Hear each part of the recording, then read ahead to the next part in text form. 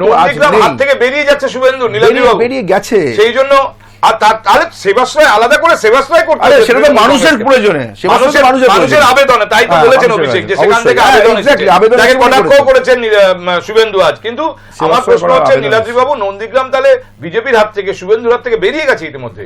না না, এটা আমি সিপিএম আমলে দেখতাম, বামফ্রন্ট আমলে দেখতাম, তারা সমস্ত টার্গেট করতেন মমতা বন্দ্যোপাধ্যায়কে, অন্যান্য কংগ্রেস নেতৃত্বকে ছেড়ে দিয়ে।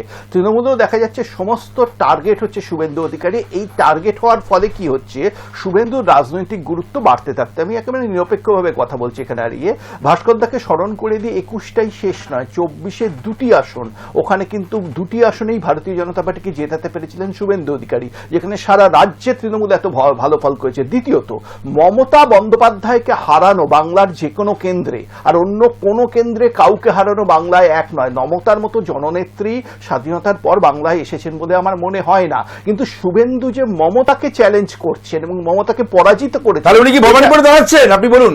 সেটা শুভেন্দু বা আপনি বলছেন যখন চ্যালেঞ্জ করছেন কোথায়?